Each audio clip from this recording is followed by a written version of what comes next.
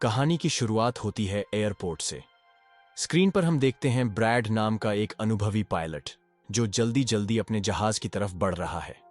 उसके हाथ में उसका बैग है और दूसरी हाथ में मोबाइल, जिसमें वह अपनी बेटी से वीडियो कॉल पर बात कर रहा होता है।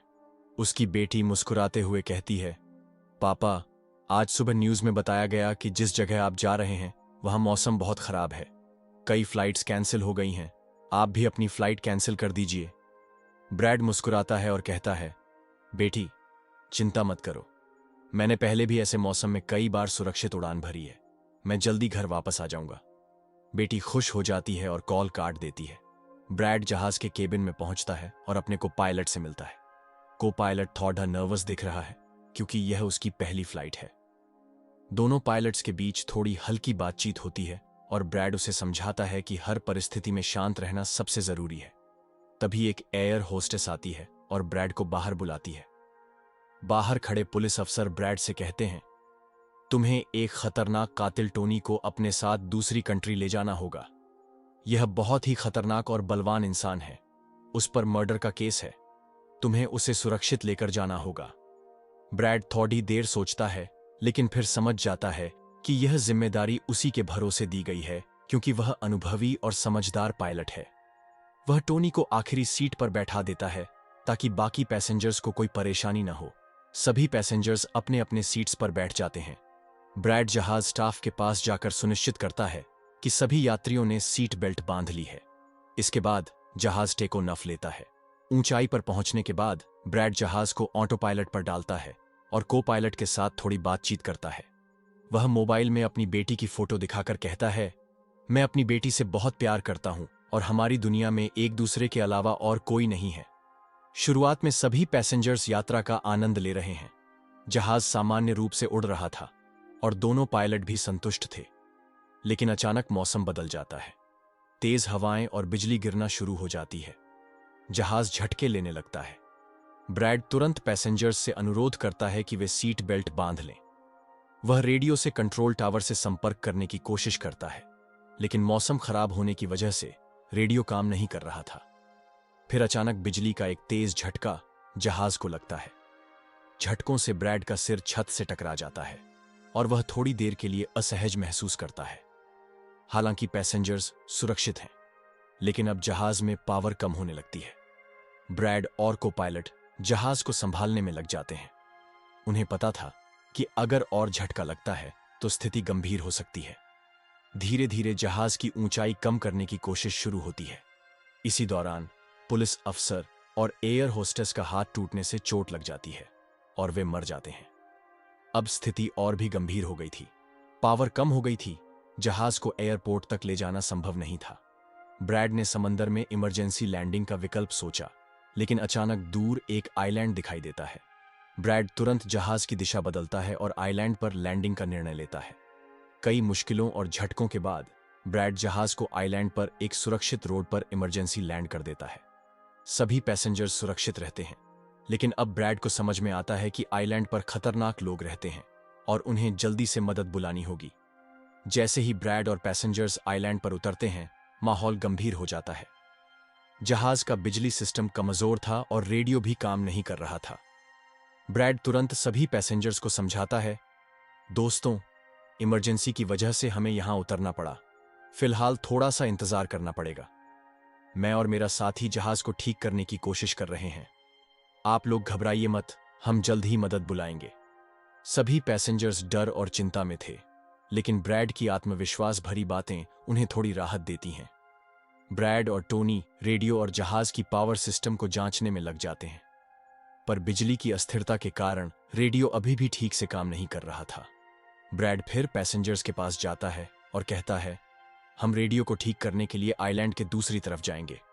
वहां जाकर हम कंट्रोल टावर को अपनी लोकेशन भेजेंगे और रेस्क्यू टीम को यहां बुलाएंगे। टोनी भी मेरे साथ जाएगा। ब्रैड टोनी की हथकड़ी खोल देता है। टोनी थोड़ी देर हक्का बक रह जाता है, फिर कहता है, ठीक है, मैं तुम्हारे साथ चलूंगा। जंगल की तरफ बढ़ते हुए ब्रैड टोनी से पूछता है, तुमने मुझे छोड़कर भाग क्यों किया पहले? टोनी मुस्कुराता है, मैं अपनी जान बचाने के लिए भागा, लेकिन अब हमें साथ काम करना होगा। मैं तुम्हारी मदद करूंगा। जंगल में आगे बढ़ते हुए दोनों एक खाली फैक्ट्री में पहुंचते हैं। फैक्ट्री में पुराने जमाने का टेलीफोन पड़ा होता है। ब्रैड तुरंत तार जोड़कर उसे चालू करता है और हेल्पलाइन पर कॉल करता है, पर तकनीकी गड़बड़ी के कारण लाइन टूट जाती है। अब ब्रैड को एक और तरीका सोचना पड़ता है। ब्रैड अपनी बेटी को कॉल करता है और कहता है, बेटी, मैं यहां फंस गया हूं। मैं अपनी लोकेशन और सारी जानकारी लिखकर तुम्हारे ऑफिस तक भेज रहा हूं। तुम इसे तुरंत हेल्पलाइन तक पहुंचाना।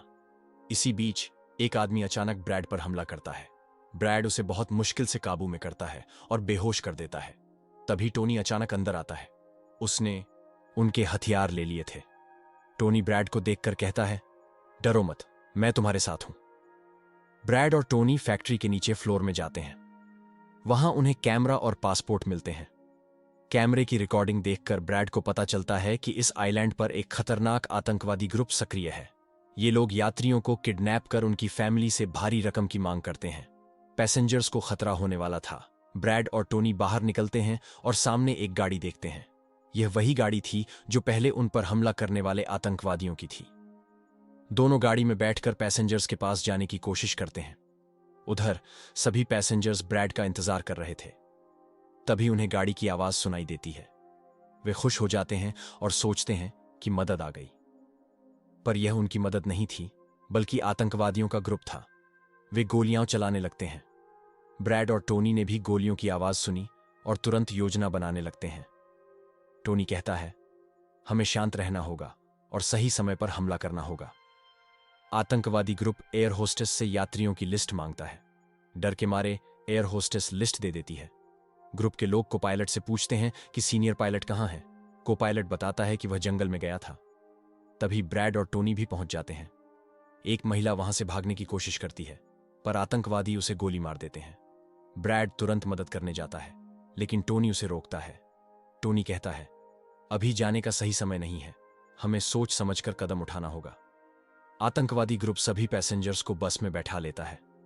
ब्रैड टोनी से कहता है, वे लोग हमारे पैसेंजर्स को ले गए और तुमने मुझे पहले जाने ही नहीं दिया।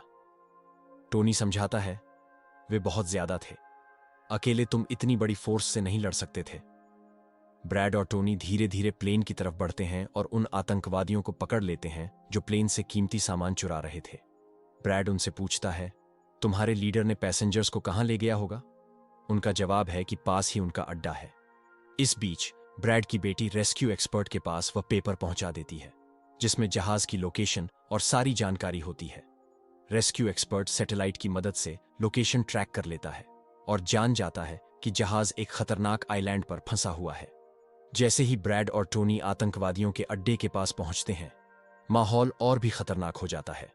वे चुपके से आगे बढ़ते हैं और देखते हैं कि सारे पैसेंजर्स एक कमरे में कैद हैं। आतंकवादी उन्हें डराकर वीडियो बना रहे थे ताकि उनकी फैमिली से पैसे वसूल सकें।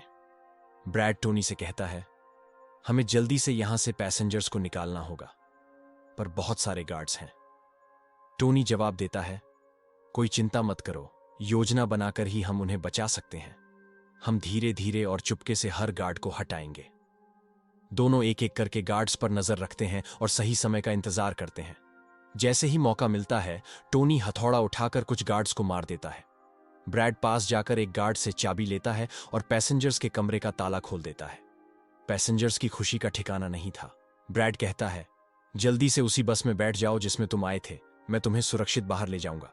सभी पैसेंजर्स बस में बैठते हैं, लेकिन यहां एक चुनौती और थी। बाहर निकलने का रास्ता आतंकवादियों से भरा हुआ था। टोनी कहता है, यदि हम सीधे जाएं तो हमें गोलियां लग सकती हैं। ब्रैड अपने साहस और सोच के साथ कहता है, मैं ध्यान भटकाऊंगा, तुम मौके का फायदा उठाकर पैसेंजर्स को बाहर ले जाओ। टोनी शुरू में मना करता है, यह बहुत खतरनाक है, वे तुम्हें मार देंगे। ब्रैड कहता है, हमारे पास और कोई रास्ता नहीं है। टोनी अंततः मान जाता है। ब्रैड आतंकवादियों के पास जाकर कहता है, मैंने हेल्प के लिए इन्फॉर्म कर दिया है, जल्द ही यहां रेस्क्यू टीम आ जाएगी, इसलिए पैसेंजर्स को जाने दो। आतंकवादी उस पर हंसते हैं और हमला करना शुरू कर देते हैं। तभी प्राइवेट रेस्क्यू टीम पहुंच जाती है। गोलीबारी होती है और कई आतंकवादी मार दिए जाते हैं। ब्रैड पैसेंजर्स के पास पहुंचता है और बताता है कि अब वे सुरक्षित हैं। टोनी पैसों से भरा बैग लेकर बाहर निकलता है, ताकि अगर पुलिस आए तो उसे पकड़ न सके। आतंकवादी ग्रुप का लीडर कई साथी और अपना छोटा भाई खो देने के कारण गुस्से में पागल हो जाता है। वह कसम खाता है कि किसी को भी नहीं छोड़ेगा और सभी को मार डालेगा। ब्रैड जल्दी से सभी पैसेंजर्स को प्लेन की तरफ ले जाता है। जहाज में पावर वापस आ चुकी थी। ब्रैड और टोनी मिलकर पैसेंजर्स को प्लेन में बैठाते हैं। जैसे ही आतंकवादी ग्रुप प्लेन के पास पहुंचता है, टोनी रॉकेट लॉन्चर देखता है। वह तुरंत बंदूक उठाकर ग्रुप के लीडर को मार देता है और सभी की जान बचाता है। ब्रैड पूरी ताकत लगाकर प्लेन को उड़ाता है। अब प्लेन सुरक्षित रूप से आकाश में है। पैसेंजर्स राहत की सांस लेते हैं और टोनी जंगल की तरफ भाग जाता है। ब्रैड एयरलाइन कंपनी के मालिक के बताई जगह की तरफ प्लेन ले जाता है, लेकिन अभी भी खतरा खत्म नहीं हुआ था। प्लेन के इंजन में आग लग जाती है। ब्रैड तुरंत इमरजेंसी वार्निंग ऑन करता है और प्लेन को धीरे धीरे रनवे पर उतारने की कोशिश करता है। बड़ी मुश्किल के बाद वह प्लेन को रनवे पर सुरक्षित उतार देता है। सभी पैसेंजर्स सुरक्षित थे। वे ब्रैड के लिए तालियां बजाते हैं और उसका धन्यवाद करते हैं। ब्रैड अपनी बेटी को कॉल करता है और दोनों की खुशी का ठिकाना नहीं रहता। उधर प्राइवेट रेस्क्यू टीम भी एयरपोर्ट पर तैयार थी। जब वे प्लेन तक पहुंचते हैं तो देखते हैं कि सभी पैसेंजर्स सुरक्षित हैं। टीम के कैप्टन ब्रैड की तरफ देखकर कहता है, आपने कमाल कर दिया।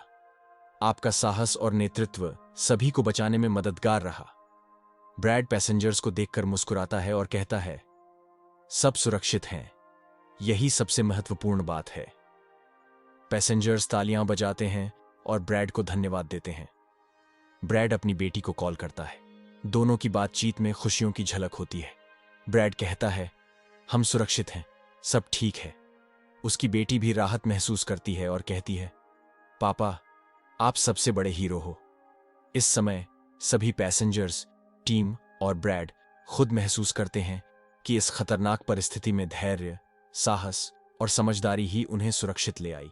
जैसे ही प्लेन रनवे पर सुरक्षित उतरता है, ब्रैड और उसके साथी को पायलट थोड़ी राहत की सांस लेते हैं। वीडियो के अंत में आप अपने दर्शकों से कह सकते हैं, अगर आपको यह कहानी पसंद आई हो तो हमारे चैनल को सब्सक्राइब और वीडियो को लाइक करना न भूलें। साथ ही अपने दोस्तों के साथ शेयर करें ताकि वे भी इस रोमांचक कहानी का आनंद ले सकें।